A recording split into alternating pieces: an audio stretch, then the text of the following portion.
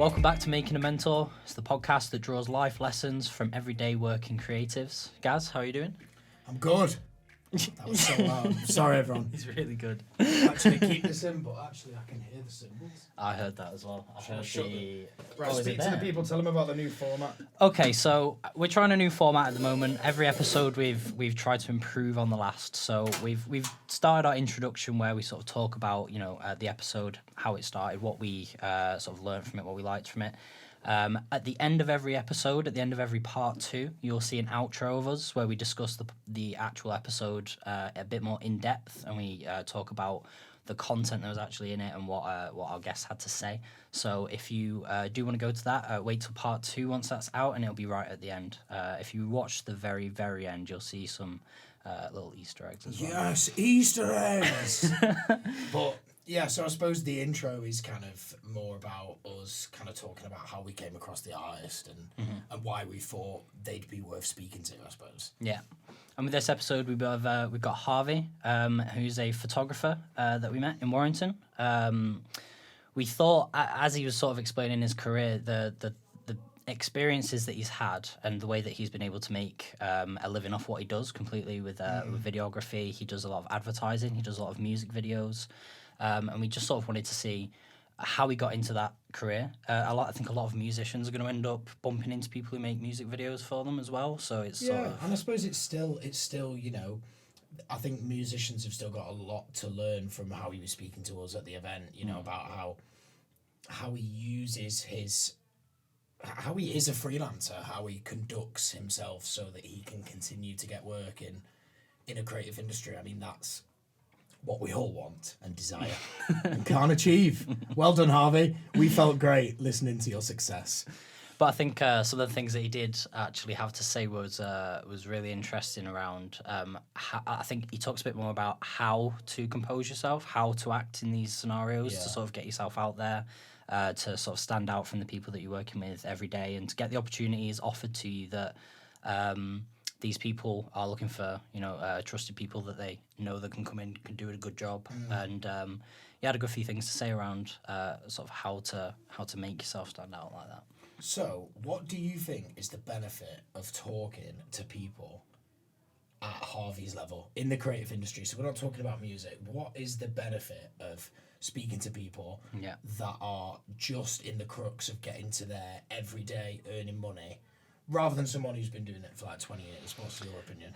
Well, if I think selfishly, it's actually sort of the next steps that we want to take to get into being paid for what we do, right? Like we want to, as you sort of mentioned, nobody gets paid for the creative arts until you really start to make it a thing. So I think having somebody who's so far ahead sort of saturates the information that they can give to you, whereas Harvey can give us... Harvey gives us something that we could go and do and put in practice and build ourselves to. I think there's a few people out there as well who might not have started in the industry yet that could work, that could use a lot of his advice now. They could use it right this second, and they could go out and they can actually... pull together their portfolio. They can sort of get themselves out there in the ways that Harvey sort of spoke about. It's the next steps rather than here's where you need to get to in 10 years, if you get me. That makes sense. How about what for yourself though? Like, you actually introduced me to Harvey when we first found him. You were speaking to him first, to be fair. To be honest, we were chatting about podcasts. He's a big podcast fan. Yes. We were chatting about... we both knew Darknet Diaries, shout out Darknet Diaries, which is like a hacker podcast by like Dave Rusider. And we were chatting about that. We were chatting about various other... and then we kind of said, look, we've got a podcast, or I've got whatever that talks about this. Would you come in and speak to us about kind of how you've managed to pick up your career? Also, he's done some very interesting... I'm too far away from the mic. He's done loads of interesting jobs, like... with like Matchbox and stuff, where like you're filming like races in the Lake District, you're like filming marathons and shit. I think it's interesting work. Like, think about that for a job, like a 12-hour shoot, like following marathon runners around Edale or the lakes. Like, what a job! Like, what an interesting chap. Do you know what I mean? There's a lot. There's a lot I think we were interested in about him. And also the fact that he liked podcasts made us think that he might have a good old chinwag with us, which he did. Yeah. It'd be good for the content. So here's a good one, right? What was the worst regardless of the content that we created with Harvey, what was the worst bit about the podcast for you? This podcast, in terms of what we did. Okay, I've got we're going to mine, address it, I guess. Yeah, we're gonna have to address it. So it looks like we were filmed from like 3 stories high. We got this. Such a hipster. We got this thought I was beautiful such a hipster. camera, and Gaz was saying not. to me, "Listen, I'm we've a got to wet shoot from lettuce. above. We've got to shoot from above. It's going to be great." And at the time, not great. once you set the tripods up and once you press play, that's it. You've got to deal with whatever comes out the other side. And I made a big mistake. Well, you'll see it. I mean, you've got this far. You might as well stop. No, I'm joking. But it's not a good decision made by me. I can't let Jack take credit for that. I thought, let's film from a... But No. have we learned from it? Every episode we learned something different. We're straight on now. We're never gonna. That is true. Look, this is the You're living proof of our failure, everyone. I hope you're proud of yourselves. We're certainly proud of ourselves. So speaking of, I guess go check out the camera angle that we chose to film ourselves on, and enjoy the episode. So I work in the world of basically photo and video, so I do a lot of commercials, music videos, all sorts of things like that. So coming out of uni, I graduated with a first from Sheffield Hallam. I did film and media production. I got my degree in the November, and then I was like, I'll just have a few months, like earn some money. I was still working at a pub at that time. Then I was like, I'll sort of like try and sort of look at an industry job sort of thing. Yeah. So it got to like March, and then COVID happened, and I was like, oh shit, like I don't know what to do. Mm-hmm. So obviously, like everyone, I was at home, working at a pub. I was completely furloughed, not doing anything, whatever. So basically, just out of instinct, initiative, I guess, just emailed loads of different production companies, mainly in Manchester, but in Liverpool as well, about doing some work for them or any experience, anything that I could get. And it is true this, like whenever sort of you cold calling or like cold messaging, like sending cold emails, like a lot of people won't get back to you, but it's a subjective thing. If you actually watch their work and show a bit of interest in it as part of the email, rather than just creating the same paragraph and sending it to 30 companies, you've probably got more chance to get back to you. So I had a few that got back to me that were like, oh, we've not got anything, but like we appreciate that you've shown an interest and things like that. And it's like, if we ever do, we'll get in touch. And then in about, I think it was when I'd sort of gone back to work at a pub in like July, a company got back in touch with me and they said, oh, we've got the shoot in a couple of weeks, like, would you like to come on it? Like, just, it's like a runner sort of thing. So, of course, dead excited, like I did. And then that was it. It was outside in Manchester, and it was for, funny coincidence, actually, it was for Ed Harvey. Nice. The hat that I've got on today. Yeah. Completely by chance. It wasn't a freebie. We're going to have to art in the video now. But yeah, so I went on that. That was quite late night in Manchester. I didn't finish till like 2 a.m, but I really enjoyed it. And then from that, it was like, I'll get in touch with you if I've got any more, shoots available for you. And that was for free. Then, yeah. So there is really a big thing that says, don't work for free. And I stand by that you shouldn't really, like, if you can get a bit of experience, but also you've got another income and stuff like that, that's all right. So the situation obviously that I had was that I'd been furloughed, so I'd saved up some money, and then I'd gone back to my pub job, but not as much. So but I still did have some shifts coming in, but that meant that I could sort of do, go into that, but also have like a backing where I was like, oh, I can sort of afford to like do a bit of free work. It's like I say, it's really not. Looking back on it, like I don't think you should work for free for anyone really. Maybe a few times, but I probably for quite a while, certainly a few months, like did a lot of like free interning bits. And then eventually, I think it got to about the Christmas that year. So it had been 4 months, I hadn't been shooting every week with them in that stage. I reckon I've done 10, 12 shoots, something like that. It just turned around one day and was like, oh, to be fair, like we probably need to start paying you for shoots now. Okay. And then just paid me like 50 quid my first shoot. And then it's just literally snowballed since then. So that was December 2021. I worked with one company, which is that company from December was my first paid shoot. and then by September, I'd still just been working with them, but equally for me, that was getting good experience on set, like learning about equipment, things like that. And then I was like, oh, actually, I should probably start branching out even more. But it then, rather than have cold emails and just be university graduate, I had a bit of experience and a name of a company behind me where I was like, oh, I've got experience with these now. So then I messaged a few other companies who, as a result, got back to me. So one turned into two by the September, and then after Christmas, two had turned into four, and now it's probably, that was Christmas, Christmas had just gone, and now it's probably closer to 12, 15 different people I've worked for so far. And are they agencies or are they like individual clients? So it completely varies. So I worked for a couple of production companies who are, they're like groups of people, but also some individuals as well. So, for example, like some individual videographers or photographers. A good example is Matchbox Productions, who basically is, on the video side, like a one-man crew. Yeah. So sometimes they need someone with technical knowledge to come and support them. So that's why, I've done that sort of thing before. But yeah, certainly there's a lot of cases where you can just, so say for example you're doing camera assistant, like it can just be you and one other person. Yeah. But then if you do a good job for them, they might be like, oh no, another photographer or another cameraman, like, they'll probably use you, I'll pass your number on. Mm-hmm. It's basically been all word of mouth so far. Okay.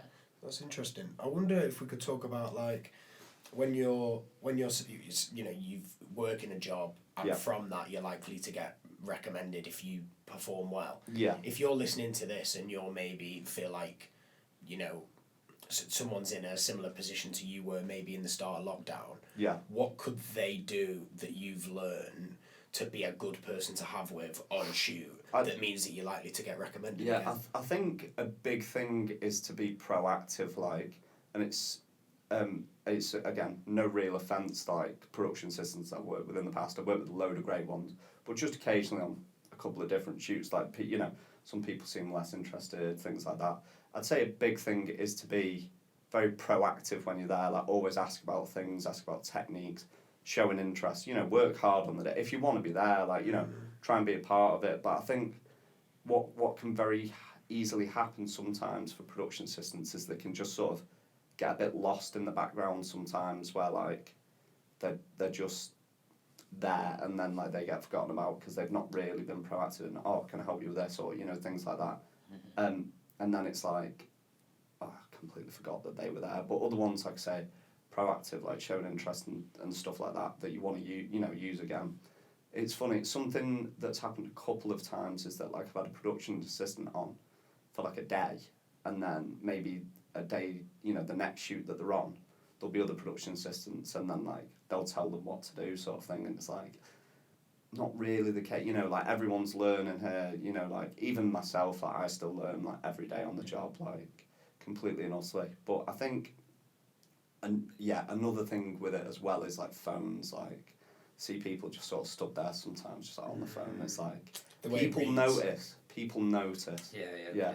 If you're there and it's what you want to be in getting into and it's what you're interested about, watch it. Why, do you know what I mean? There's nothing wrong with checking your phone every now and then. No one's gonna, shoot you for that. But just, really make sure that people can see that you're there and it's what you want to do. I think another thing as well is that sometimes people can be a bit pushy in terms of getting your social media, or at the end of the shoot they'll go to everyone and be like, oh, can I have your social media? It happens quite naturally, it flows quite naturally, but it's what I mean, is it flows quite naturally when you get to knowing people and your connections and your networks growing bigger and bigger. Mm-hmm. It just takes time, and you have to be a bit patient with it. It does take time, for an industry to get into, and and it is certainly a competitive one as well. Mm-hmm. But definitely getting up to speed with technical competence is important. Yeah. Knowing what you want to do as well is important, because there's a lot of production assistants that come on set and they're I like being around this, but I'm not sure what I want to do. You need to ensure that you have a bit of an idea in your head of where you see yourself going. Yeah. And as a result, you can specialise in what you do. Got you. In terms of like, so like one thing that we're dealing with at the moment is we're complete novices when it comes to like filming and stuff like that. You kind of mentioned before about building up that sort of technical knowledge and being the person that knows what to do on set. What would you say to someone like us, for example? We've just bought this camera, I click on it and 50 million buttons show up. I don't know what any of them do. And we're kind of just winging it as it goes. Like where would be a good place for us to start into starting like taking this seriously, I guess? What in terms of like trying to learn? Like just learn how to use the camera, to learn how to... I think one of obviously the main things to do is shoot with it, and you'll find out naturally like what it can do to an extent. The thing with like camera systems, things like that now, is that they're so complex and they can do so much.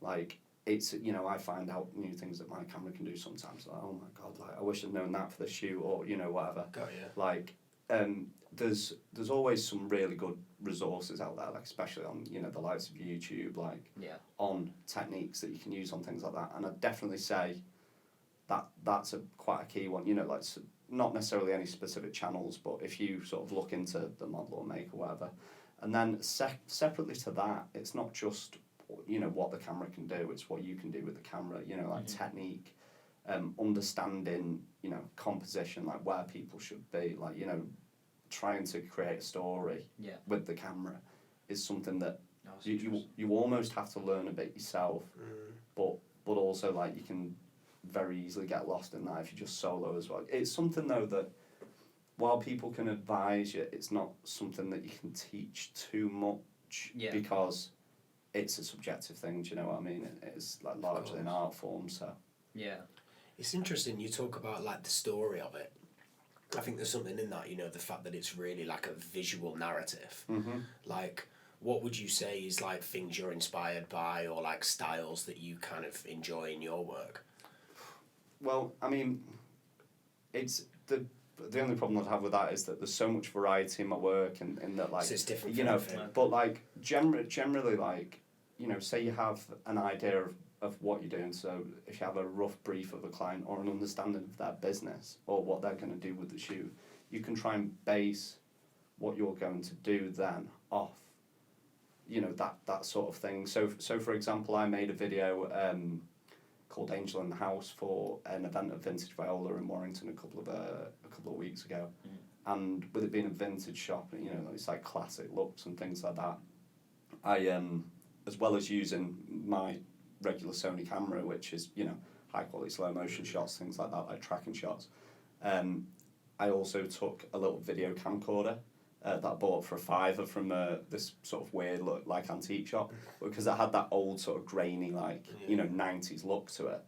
Like it adhered to the topic of the video, and I think that's important. Like a lot of the shots were like really zoomed in, like shaky, like look like, because that's what sort of we were going for in terms of the party itself and like the runway that they had. So it's just little techniques like that where you've just got to understand the demands of your project, and then somewhat how you can execute them. And then obviously if you understand that early enough, you can then look at the influences of either like the time period or like the subject matter, and try and implement things related to that in your work. So I saw you posted on Instagram, I think, was it today or yesterday? Like you collect these like little vintage things, don't you? Oh yeah. So it's quite fun, really. Like a lot of the times, especially in that video industry, like people can get almost obsessed with like new shiny toys. Like in a modern time, like the equipment does hold up quite well over a few years. Obviously, newer equipment has newer features, but also, like you say, for things like that, like certainly vintage aesthetic and things like that, it's quite big, certainly at the moment as well, and in general. It's always good to have your eye out, like if you're ever like at an antique place or something like that. So like recently I bought a film camera for like 20 quid that come with a couple of lenses in the bag. It's actually there. That's what I brought. Nice. Okay. But yeah, so I bought that, and then I went into the same place today and I found an old Polaroid.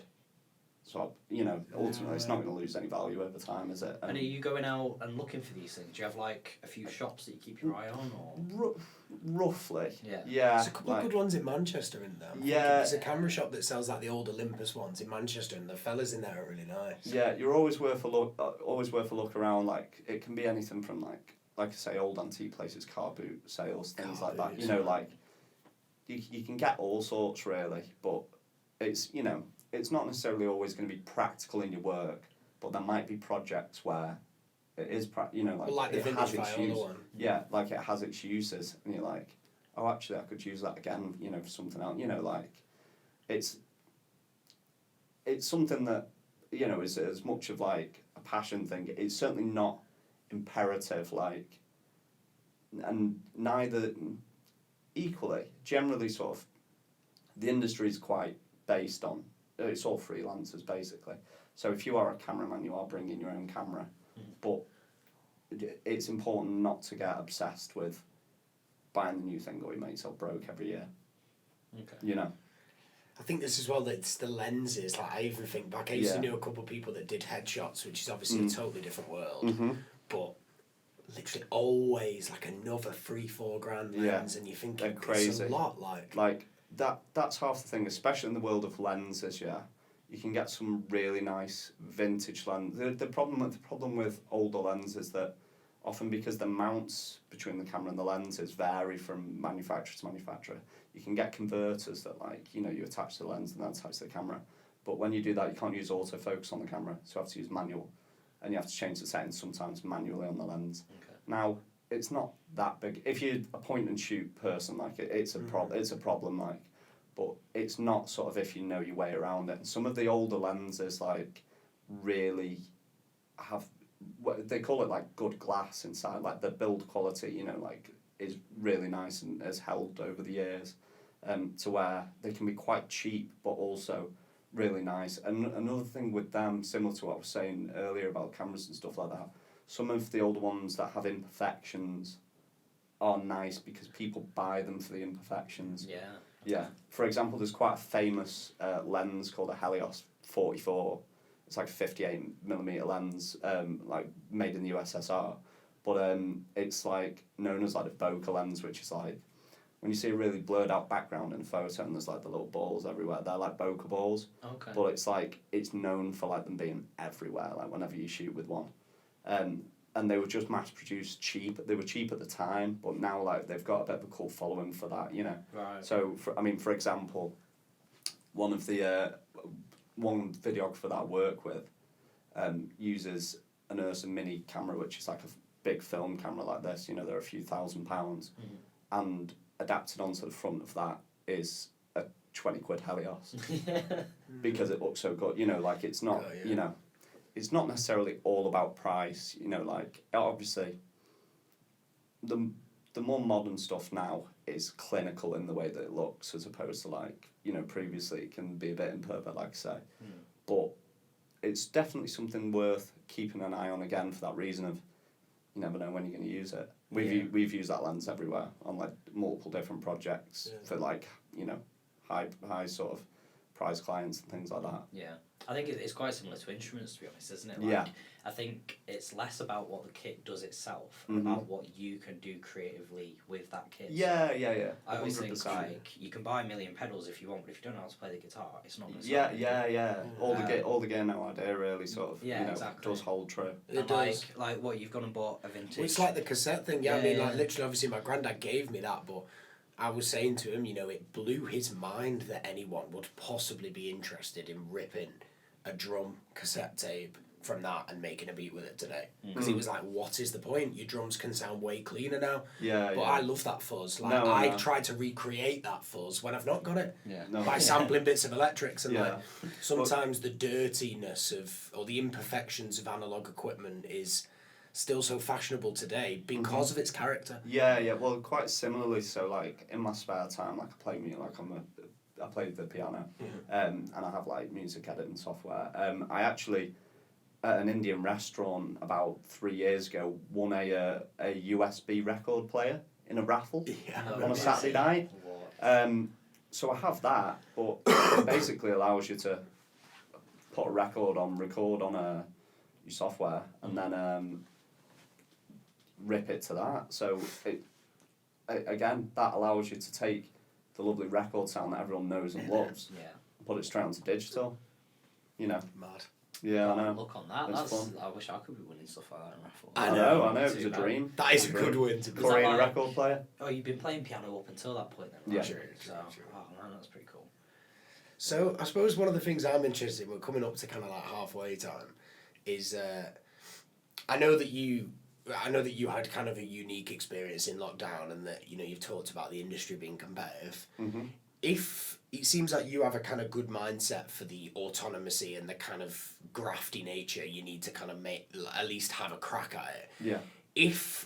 And I know this isn't your situation, if you were starting from now and Yeah. you'd graduated, Yeah. no lockdown, what would your tactics be? There might be people listening to this who are in that situation. I think they'd agree that it's going to be harder for them not having a furlough situation. Yeah. But if you did have to do it, as someone with a kind of mindset, what would you tell them to do, or what would you do if it was you? It's difficult because again, it's not so much what's the word I'm looking for? I can't even think. It's not so much an industry of like advertised jobs and things like that. It is. Got a crack. It's like but it's not quite like a secret underground world. Like, but you do have to start to know them connections, and I think that's important. Like try and get yourself in with some smaller productions, as much as possible. Just shoot as much as possible, and then, you can then go from that to getting onto more companies who might have a further possibility of getting back to you. I think something I lacked, actually, when I started doing it was any form of, like, a portfolio, show reel, stuff like that. Like, that's really beneficial in, if anyone asks you, like, if you email someone and they get back to you, because I did it at the start, and they were like, oh, do you have a portfolio we can see? And it didn't, it's like, oh, right, okay, we'll be in touch. Mm-hmm. They don't email you back. What does your portfolio look like now? Because I know that a few people have websites. Yeah, so it's completely varied, and as much as sort of I've said through the podcast so far, like, I'm still not like central figure in the like in the industry. Like, I'm still almost getting into it at this stage. Like, I'm growing. I do work in it, but I'm just sort of scratching the surface even now. That's my consideration after 2 years. I completely forgot what I was saying. Well, I see your point though, because what I feel like you're getting at is that that is what we kind of like about this podcast, is the idea that if you were the top end, if you're the DOP on X, the thing is great, you're speaking to someone who's just getting into the industry. They are going to learn some stuff from you, but it's not really going to be as applicable, is it? Because they've already had years of it. They're only going to be able to speak back from a certain place. I think's interesting about your situation is that you are at that point where you're kind of just getting the connections. You're probably the best mentor that someone 2 years behind you could have. I think, like you say, a good thing is if you got yourself on set, a good thing to learn, like you say, is, rather than hound the director or like try and follow him around all day or the DOP, try and, see what the junior members of crew are doing or saying and stuff like that. And like I said, that I find that they'll definitely be more obliged to like help or give advice or like tell you what, because there's less responsibility on their heads, there's like less pressure. There's just still a lot of pressure, don't get me wrong, but they're closer to that position, like you say, whereas someone that's worked in the industry for 20 years might not necessarily remember all the times, might have been different, their method. Everyone's unique in how they get in touch or how they get into the industry and things like that. But definitely speaking to the younger crew, just going back to the portfolio. So portfolios, again, is a subjective thing. It's what you make of it. I think a show reel's quite important, but you will have needed to have had a fair variety of shoots as much as possible to make it interesting. Sometimes they're extremely long. Like, you'll see them then they're like 6 minutes long. They don't, 2 minutes at most. People, if you send them a show reel and it's 6 minutes, they don't want to sit there for 6 minutes and watch it. They want the 2 minutes of like. So would you have all clips in that of different stuff? Of different shoots, probably. Each one's probably 5 to 10 seconds long each. But they're like, I've used the same shoot multiple times in that, just split up into different sections, and like chose the best bits out of those videos that are most aesthetically pleasing. You know, it's certainly the best work. That's why it's there. But also, you know, you have to entice whoever's looking at it. Yeah. And then further than that, I like a photo portfolio, which is similar, you know, in that sense. Instagram, you know, like certainly is quite important for networking as well as having a portfolio at the same time. You know, but it's not. I don't think it's very favourable as if someone asks you portfolio and you just send them an Instagram account. It's not the strongest way, really. Like certainly as well. Ideally, like you'd have something that you'd created offline that you could send to them. Yeah. Or another great one is to have a website, a really great one. I personally, so my website is done through Adobe Portfolio. Like either of you ever used Adobe Portfolio or not? No. So it's part of like the Adobe package in which you can get like Premiere Pro, Photoshop, Lightroom, all of these like packages for creatives. Yeah.